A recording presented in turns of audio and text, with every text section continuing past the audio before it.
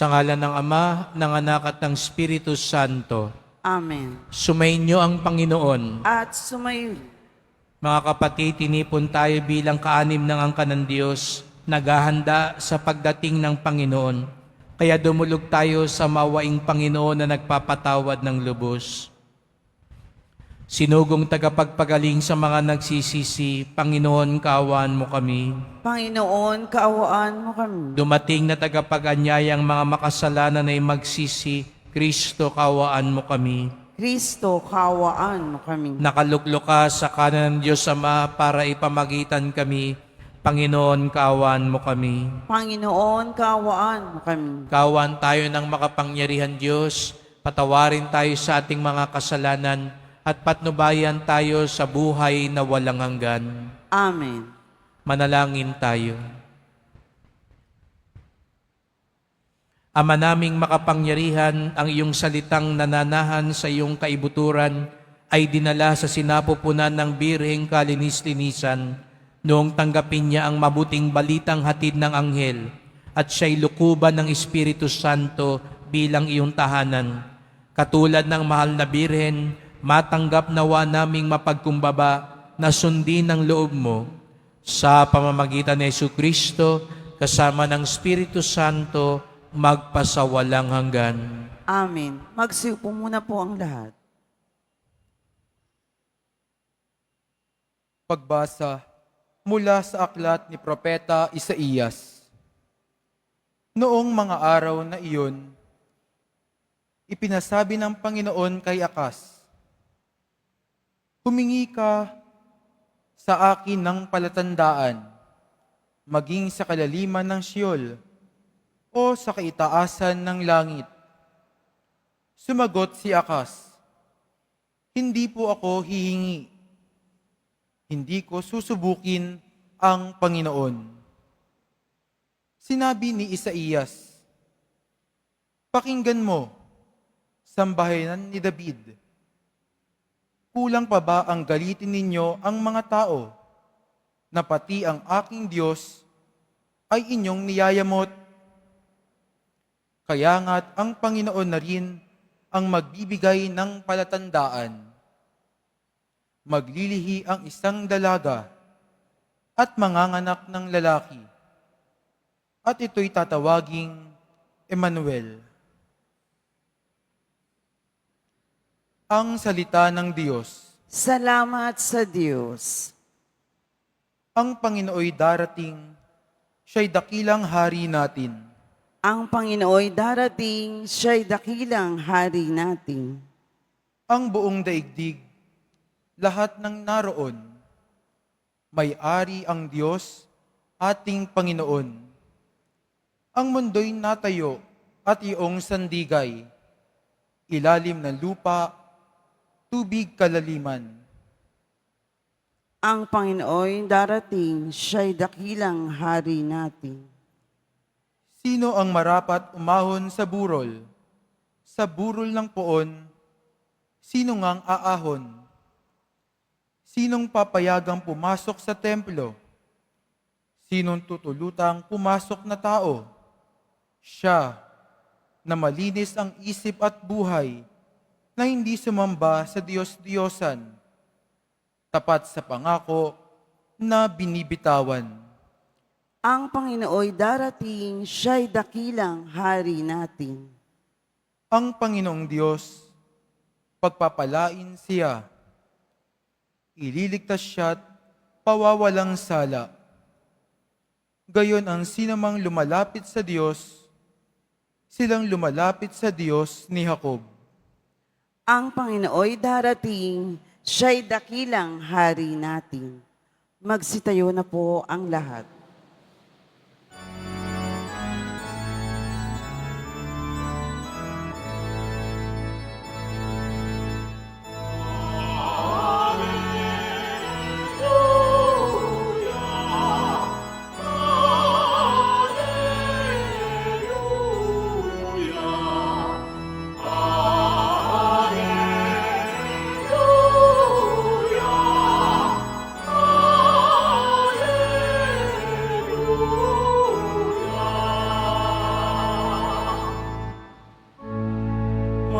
na susi ni David. Binubuksan mo ang langit upang kami ay masagip.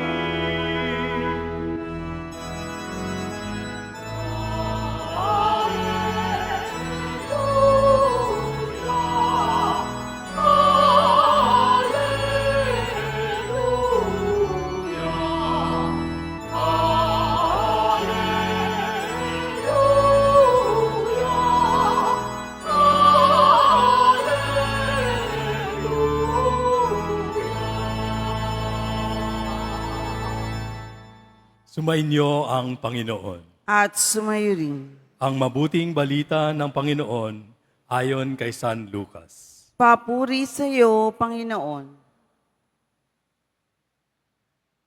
Nang ika-6 na buwan na ng pagdadalang tao ni Elizabeth, ang Anghel Gabriel ay sinugo ng Diyos sa Nazaret, Galilea, sa isang dalaga na ang pangalay Maria.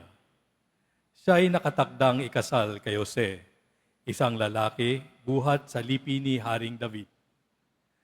Paglapit ng anghel sa kinaroroonan ng dalaga, binati niya ito. Matuwa ka, ikaw ay kalugod-lugod sa Diyos, wika niya. Sumasa iyo ang Panginoon. Nagulumihanan si Maria sa gayong pangungusap at inisip niyang mabuti kung ano ang kahulugan niyon. Kaya't sinabi sa kanya ng anghel, huwag kang matakot, Maria, sapagkat kinalulugdan ka ng Diyos. Makinig ka, ikaw ay maglilihi at manganganak ng isang lalaki, at siya'y tatawagin mong Jesus. Magiging dakila siya at tatawaging anak ng kataas-taasan. Ibibigay sa kanya ng Panginoong Diyos ang trono ng kanyang amang si David. Maghahari siya sa angkan ni Jacob magpakailanman, at ang kanyang paghahari ay walang hanggan. Paanong mangyayari ito? Gayon ako'y dalaga, tanong ni Maria.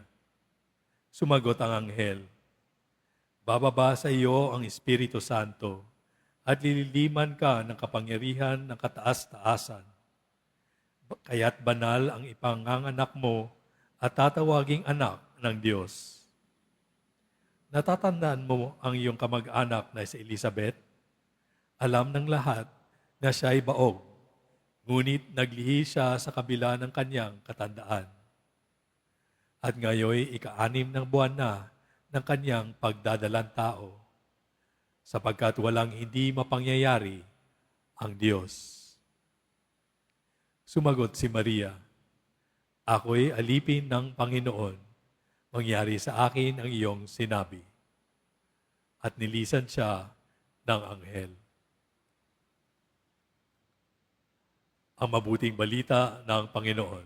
Pinupuri ka namin, Panginoong Hesukristo. Magsiupo muna po ang lahat.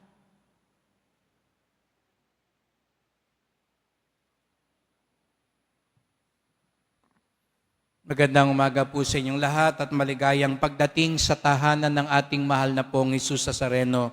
Pinagdarasal din natin ang mga nasa online, lalo na po mga may sakit, nag-aalaga sa may sakit, at mga kababayan kadeboto natin mula sa iba't ibang panig ng bansa, daigdig, na nais sumama sa banal na misa dito sa Quiapo, sa Basilica Minor at Pambansang Dambana ni Jesus Nazareno. Biyernes na naman, araw ng debosyon, araw ng mga deboto, at higit sa lahat, araw ng ating pinakamamahal. Kaya't bigyan natin ng papuri, parangal at pasasalamat ating minamahal na Nuestro Padre Jesus Nazareno. Sa patuloy nating paghahanda para sa pagdating ng Panginoon, tinatanong tayo, paano ba ang pananaw natin sa buhay?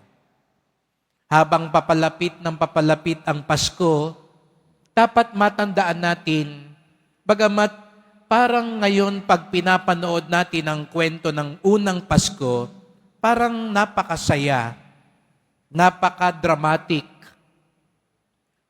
Pag kinakanta ang Silent Night, kapag kinakanta ang iba pang mga awiting pamasko, para bagang kwentong hulog ng langit ang Pasko. Pero tandaan natin mga kapatid, nung nangyari ang unang Pasko, hindi ito ganun kadali, lalong-lalo na sa mga pangunahing tauhan. Kaya nga't narinig natin ang mga kwento ni Jose at ni Maria. Natatandaan po ninyo, sila'y nakatakda ng ikasal, sila ay betrothed na. Mas malalim pa ito sa engagement sapagkat sa mga mata nung panahon na yon ay para na rin silang kasal na kahit na hindi pa nagaganap ang kasal.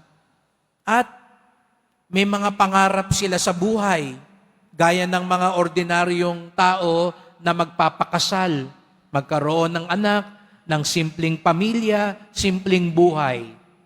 Ngunit dumating ang pagkakataon, natagpuan nung isang araw, matandaan ninyo, natagpuan ni San Jose, buntis si Maria at hindi siya ang ama.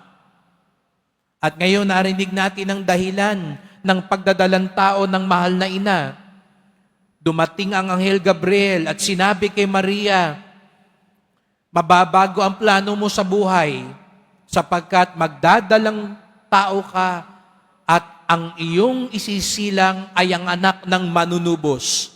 Kung kayo ang nasa lagay ni Jose at ni Maria, na bago ang plano, nasira ang mga pangarap, anong tingin nyo sa pagdating ni Jesus? Marahil sasabihin nyo, problema. At totoo naman po yun. Kapag may dumating na isang bagay na ayaw natin, na hindi natin inaasahan, na nakasira sa ating mga gusto at plano, di po ba ang tingin natin dito agad ay problema? Ngunit itinuturo sa atin ngayon, paano naunawaan ni San Jose? Paano natanggap ng mahal na Birheng Maria ang mga pangyayaring ito? Sapagkat hindi sila huminto sa problema. Tinignan nila ang mga pangyayaring ito bilang hiwaga. Problema o hiwaga. Magkaiba daw po yun, mga kapatid. Dahil kapag ang tingin mo sa isang bagay, problema lang, talagang maaburido ka. Talagang mapapagod ka. Talagang maiinis ka. Kasi pag may problema, ang una mo laging iniisip, anong gagawin ko para matapos na ito? Anong solusyon ng kailangan ko para malagpasan ko ito? Ang problema, nilalagpasan. Kaya nga yung iba, tinatakbuhan ng problema. Pero ipinakita sa atin ni Maria at ni Jose na ang mga bagay-bagay sa isang naniniwala sa Diyos, katulad nating mga deboto, ang tingin natin hindi problema kung hindi hiwaga. Pag sinabi mong hiwaga, hindi ito tungkol sa magagawa mo, kung hindi ito'y tungkol sa gustong gawin ng Diyos. Pag ang iniisip mo problema, talagang mapapagod at magagalit ka. Pero kapag ang tingin mo ay hiwaga, mapapatanong ka at mabubuksan mo ang puso mo. Sabi ko nga kanina, ang problema, tinatapos, nilalagpasan, o tinatakbuhan. Pero ang hiwaga, kahit hindi maintindihan agad, niyayakap, inuunawa, at sinusunod. Yun ang sikreto ng mahal na Birheng Maria. Ang tingin niya sa maraming bagay sa buhay, hindi problema kung hindi hiwaga. Kaya ang tanong, mga kapatid, tunay ba talaga tayong deboto ng Poong Nazareno? Tunay ba talaga tayong Kristiyano? sapagkat kung tayo'y tunay na anak ng Diyos, mas nangingibabaw sa atin, hiwaga ang nangyayaring ito. Opo mga kapatid, hindi natin maitatanggi. May mga masasaklap na pangyayari sa buhay natin. May sakit ka, may problema kayong mag-asawa ngayon, magulo kayo ngayon sa pamilya nyo, hindi maayos ang kabuhayan nyo, maraming mga nangyaring hindi bahagi ng plano mo. Pero wag mo lang tignan ito bilang problema. Tignan mo ito bilang hiwaga, misteryo. Kaya't pag ganun daw, katulad ng mahal na Birhen, mapapatanong tayo sa Diyos. Hindi tayo magrereklamo. Bagkus, magtatanong tayo sa Poong Nazareno, bakit nangyayari ito? Papaanong nangyayari ito? At ano ang gusto nyong mangyari at gawin sa buhay ko? Lord, bakit may sakit ako ngayon? Anong gusto mong mangyari sa buhay ko? Lord, bakit ganito ang mga nangyayari sa akin ngayon? Mangusap kayo, akayin niyo ako, gabayan niyo ako, sapagkat ang taong tumitingin sa hiwaga, hindi sa problema, ang siyang makatutuklas ng himala at pagpapala ng Diyos. Ang Quiapo, puno ng deboto, hindi nyo dala-dala dito lang ang problema nyo. Dala-dala nyo rito ang mga hiwaga sa buhay nyo. Sapagkat kapag ang tingin nyo rito'y hiwaga, di kalaunan makikita ninyo ang pagpapala. Kaya't sama-sama po tayo magdasal. Mahal na pong Jesus Nazareno, kayo po ay puno ng karunungan at kabutihan. Nawa, kapag dumudulog kami sa iyo, hindi lang makita namin ay problema. Bagkus, ang makita namin ay misteryo at hiwaga. Ang iyong plano, ang iyong kalooban, upang sa gayoy katulad ni Maria at ni Jose, mabuksan ang aming puso at sumunod kami sa iyong kalooban at matuklasan namin ang iyong tunay na himala at pagpapala. Mahal na pong Jesus Nazareno, kaawaan niyo po kami, basbasan niyo po kami. Amen. Amen. Magsitayo na po ang lahat.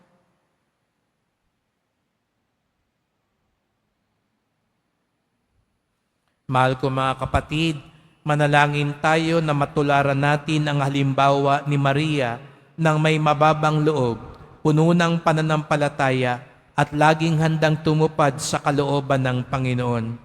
Ang ating tugon, sa pamamagitan ni Maria, dinggin mo kami. Sa pamamagitan ni Maria, dinggin mo kami.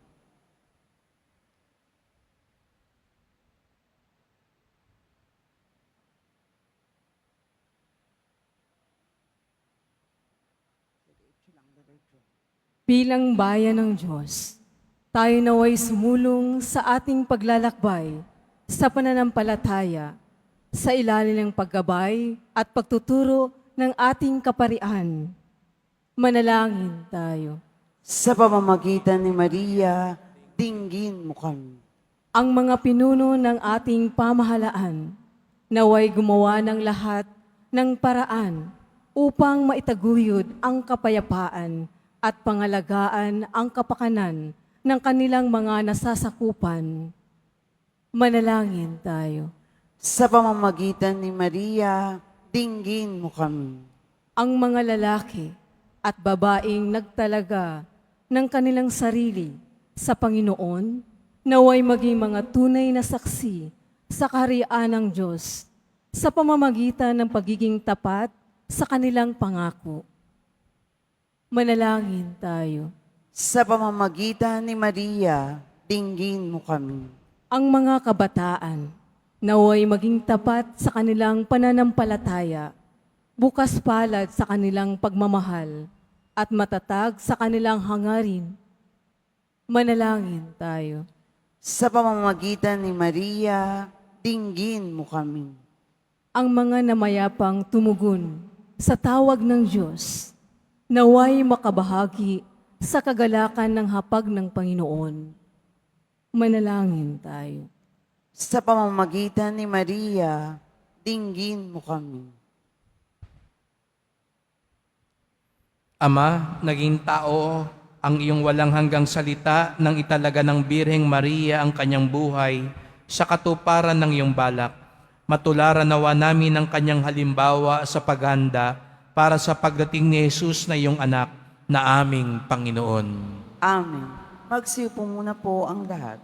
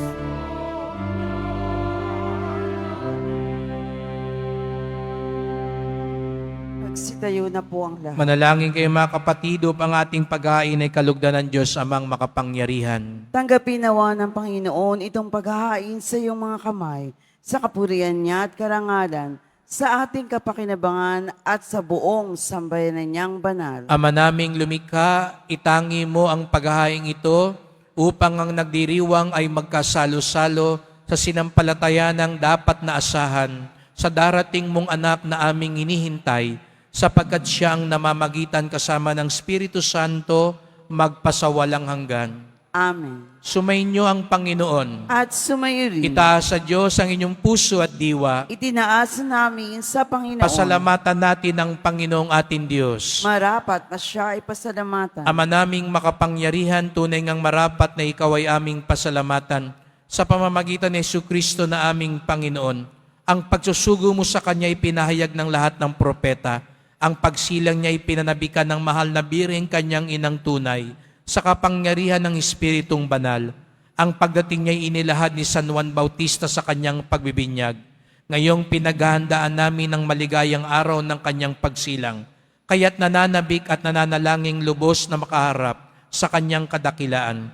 Kaya kaisa ng mga anghel nagsisiawit ng papuri sa iyo, nang walang humpay sa kalangitan, kami nagbubunyi sa iyong kadakilaan.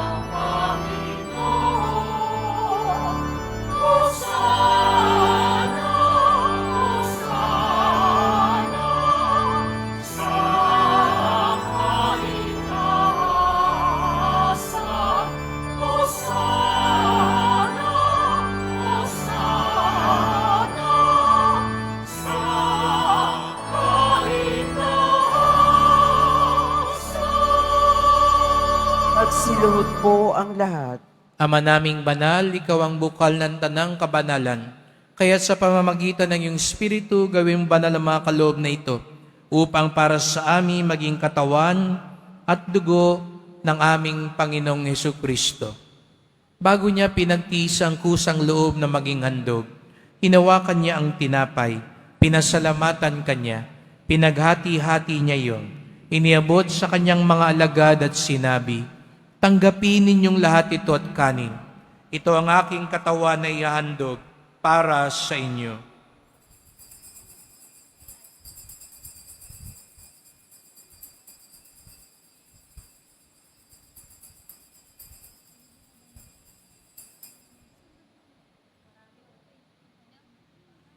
Gayon din naman nang matapos ang hapunan, hinawakan niya ang kalis.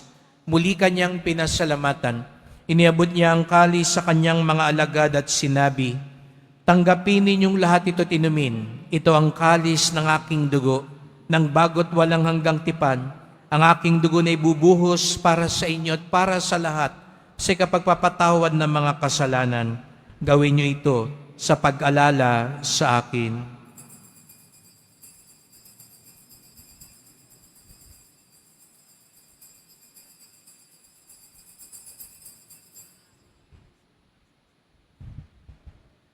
Ipagbunyi natin ang misteryo ng pananampalataya. Kristo'y namatay, si Kristo'y nabuhay, si Kristo'y babalik sa wakas ng panahon. Ama, ginagawa namin ngayon ang pag-alala sa pagkamatay at muling pagkabuhay ng iyong anak. Kaya tinalay namin sa iyong tinapay nagbibigay buhay at ang kalis na nagkakaloob ng kaligtasan. Kami nagpapasalamat dahil kami yung minarapat na tumayo sa harap mo para maglingkod sa iyo. Isinasamo namin kaming magsalo-salo sa katawan at dugo ni Kristo ay mabuklod sa pagkakaisa sa pamamagitan ng Espiritu Santo. Ama, lingapin mo ang iyong simbahang laganap sa buong daigdig. Puspusin mo kami sa pag-ibig kaysa ni Francisco na aming Papa, ni Jose na aming Obispo at ng Tanang Kaparian. Alalahanin mo rin ang mga kapatid naming nahimlay na may pag-asang sila'y muling mabubuhay. Gayon din ang lahat ng mga pumanaw. Kawan mo sila't patuloyin sa iyong kaliwanagan. Kawan mo at pagindapating kaming lahat na makasalo sa iyong buhay na walang wakas. Kaisa na mahal na Birheng Maria, Ina ng Diyos, ng kabiyak niyang pusong si San Jose, na mga apostol, ni San Juan Bautista at lahat ng mga banal na namuhay dito sa daigdig ng kalugod-lugod sa iyo. May pagdiwang nawa namin ng pagpupuri sa ikararangal mo sa pamamagitan ng iyong anak na aming Panginoong Hesukristo. Sa pamamagitan ni Kristo, kasama niya at sa Kanya, ang lahat ng parangal at papuri ay sa iyo, Diyos Amang makapangyarihan, kasama ng Espiritu Santo, magpasawalang hanggan.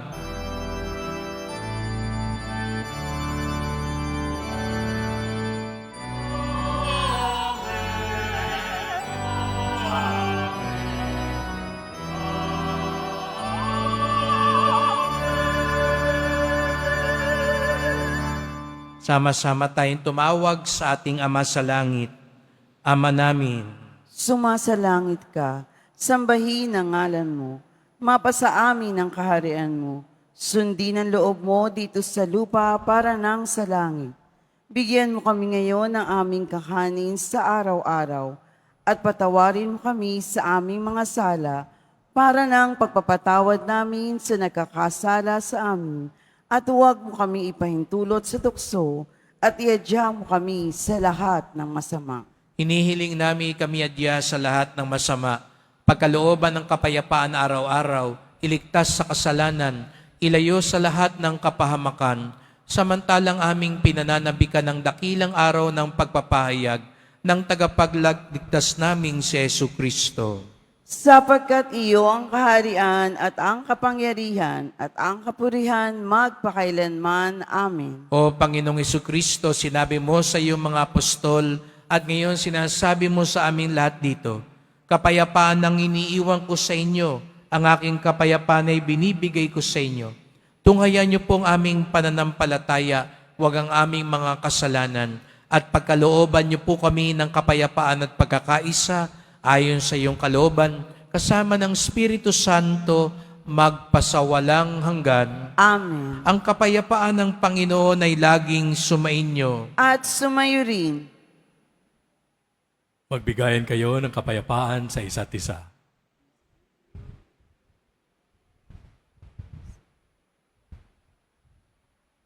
Kordero ng Diyos na nag-aalis sa mga kasalanan ng sanlibutan, maawa ka sa amin. Kordero ng Diyos na nag-aalis sa mga kasalanan ng sanlibutan, maawa ka sa amin. Kordero ng Diyos na nag-aalis ng mga kasalanan ng sanlibutan, ipagkaloob mo sa amin ang kapayapaan. Magsilod po ang lahat. Narito ang ating Panginoong Jesucristo, ang Kordero ng Diyos, na nag-aalis ng mga kasalanan ng sanlibutan, mapapalad ang inaanyayahan sa kanyang piging. Panginoon, hindi ako karapat-dapat na magpatuloy sa iyo, ngunit sa isang salita mo lamang ay gagaling na ako.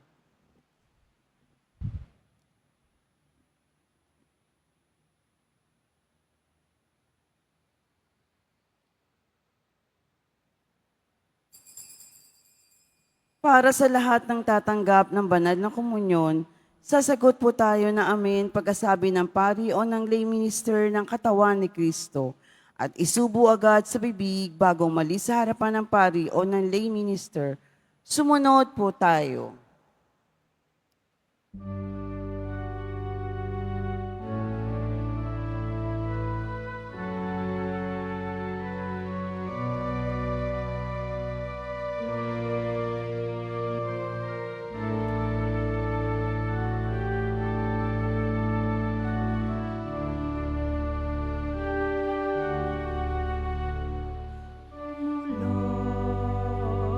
Sa ating pag-isip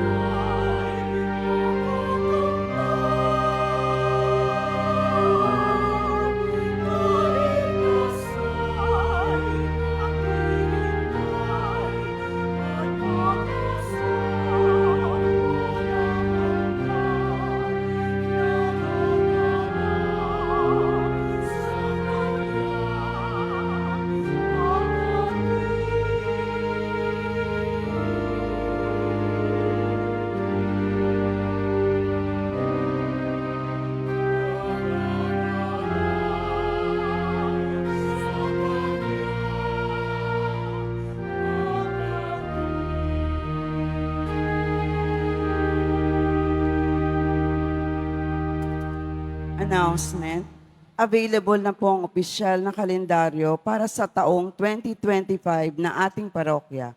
Sa mga nagnanais bumili, maaari kayong magtungo sa ating parish office. Ito po ay nagkakahalaga ng 80 pesos. Mga kadeboto, mabibili pa rin po sa ating parish finance office ang Nazareno images, Nazareno medalyon at Nazareno novena booklet. Magsilod po ang lahat. Mahal na poong Jesus Nazareno, banal ang iyong pangalan. Dinadakila ka at pinasasalamatan ka namin. Nagpakababa ka at sumunod sa kalooban ng Ama. Pinasan mo ang krus at nag-alay ng buhay para sa aming kaligtasan. Tanggapin mo ang aming dasal at sakripisyo. Itulot mo na kaming sumasamo ng buong katapatan at pagmamahal, magbahagi ng mabuting balita, magsisi at itakwil ang kasalanan at masama, at maghatid ng awa at kapayapaan sa aming kapwa. Ipinagkakatiwala namin sa iyo ang lahat-lahat sa amin. Ipinapanalangin namin ang mga nangangailangan ng iyong tulong. Ipinapaubaya namin sa iyo ang aming mga kahilingan. Itong aming pagdidibosyon at panata ay lalo nawang magpalapit sa amin sa iyo at sa aming kapwa, upang nagmamahal at nagkakaisa, kaming magtaguyod ng iyong kaharian dito sa lupa hanggang sa langit, na aming tunay na tahanan, kung saan naghahari ka sa kaluwalhatian, magpasawalang hanggan. Amen. Magsitayo na po ang lahat. Manalangin tayo. Ama naming mapagmahal, ang mga pinapagsalo-salo mo sa iyong banal na piging ay papagkamtin mo ng tunay na kapayapaan bilang kapakinabangan sa ginanap na pagdiriwang sa pamamagitan ni Jesucristo kasama ng Espiritu Santo magpasawalang hanggan. Amen. Salamat po sa inyo pagpunta dito sa Quiapo. Ingat po kayo sa pag-uwi. Salamat po sa mga naglingkod sa misa at sa inyong tulong sa simbahan. Mga pamisa, love offerings, online donations, sa mga nagdadala po dito ng bigas, dilata, noodles at iba pang pang-ayuda. Ang ating debosyon sa poong Nazareno ay nagtuturo sa atin magmalasakit at tumulong sa ating kapwa. Ang buhay ay hindi isang problemang dapat lutasin. Bagkus, ito'y isang hiwaga na dapat tanggapin at tuklasin. Sumainyo ang Panginoon. At sumayo rin. Mahal na pong Jesus Nazareno, inihayag mo sa pamamagitan ng krus ang walang maliw na pag-ibig ng Diyos sa sangkatauhan. Pakinggan mo ang kahilingan lalo na para sa mga nangangailangan ng iyong tulong at awa. Makamtanawa namin ng iyong kasagutan ng may utang na loob na tinatanaw. Basbasan din po ninyo itong mga imahen at dasalan upang lalo kaming manalangin at magtiwala. Sa pamamagitan ng bendisyon na ito, naway lalo kaming maging mapaglingkod, masunurin at tapat sa iyo na aming maluwalating Panginoon, magpasawalang hanggan. Amen. At pagpalaing kayong lahat ng makapangyarihang Diyos, Ama at Anak at Espiritu Santo. Amen. Umayo kayong taglay ang kapayapaan ng Poong Jesus Nazareno. Salamat sa Diyos.